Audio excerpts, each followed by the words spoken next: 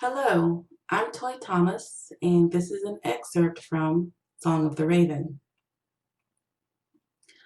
A ray of sun peeked through the clouds. Danny squinted his eyes before looking away. He never could stand the heat, always claimed his dark skin made him 5 degrees warmer than everyone else around him. He stared at the lean, olive-toned man next to him, remembering how scrawny he'd been when first they met years ago. Today, they leaned against the wall of a convenience store across the street from a law office, though neither of them was seeking law advice. They'd gone in and purchased the usual items to keep from being accused of loitering. For Kyle, it was always a nudie mag and a soda. Danny preferred sports drinks and mixed nuts. Danny stared at the law office, shaking his head. He wondered, how is this guy my friend? Danny jerked his head away and asked Kyle, have you ever heard the raven sing? Kyle looked up from his magazine, lifting both of his bushy eyes. Danny, what are you talking about? I don't know, Danny replied, almost in a whisper, as he squinted to his should-be friend, as though the sight of him was somehow blinding.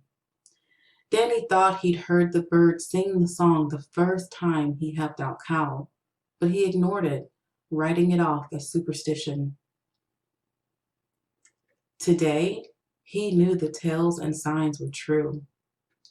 Danny couldn't imagine going through with what Kyle had asked of him this time, even if they were sort of friends. At some point, even friends have to draw a line. A con or a boost was one thing, but taking a life was too much. This wasn't what Danny had expected when Kyle saved his life back in the service. Kyle returned to his magazine, shrugging his shoulders. He'd heard the distant cry of grok, grok, and snapped his head in Danny's direction. You talking about that squirrel quacking? Danny shook his head and took a deep breath, sweat pooling in the creases of his forehead. That's no crow squawking, and it ain't the raven song either. Each song is different. You have to listen. Kyle blinked at Danny and then returned to his magazine. Danny abruptly began to walk away from Kyle, heading toward his car, parked down the road.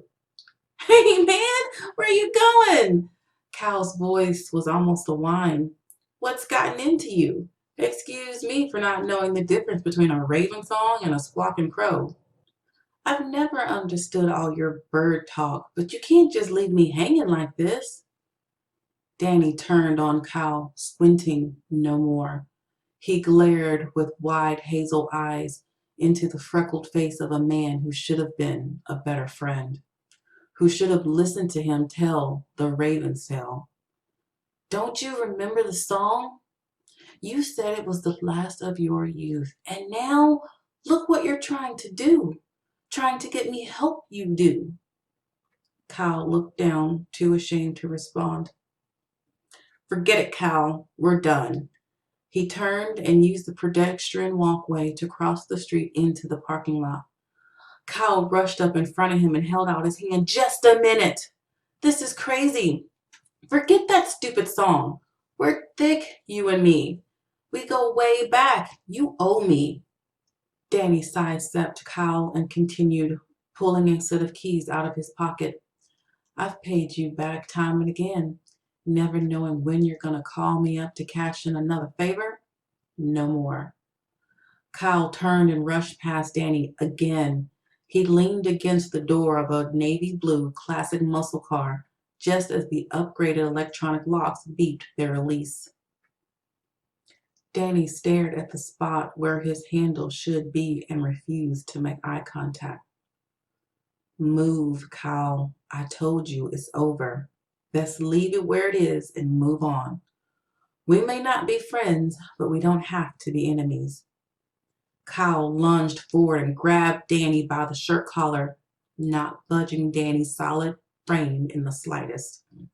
You can't just leave me like this, damn it. I've got to finish this score and you're going to back me up. Danny sighed one last time, reached for Kyle's right hand, his writing, punching, and trigger hand. He twisted and pulled in one smooth motion, and Kyle slumped to the ground as tears dripped from his eyes and a choking plea gurgled from his mouth. I told you not to take this score, but you set it up anyway and tried to drag me along. 5 years, Kyle, I've let you drag me along as your muscle, and today I retire. Danny released Kyle's mangled hand, stepped over the heap of his body, and then settled himself into the driver's seat. He drove away without another word, a silence they maintained for 2 years. The injury he caused kept Kyle out of trouble for a while. It wasn't enough to keep him from dying too young. Thanks again. My name is Toi Thomas, and this has been an excerpt from Song of the Raven.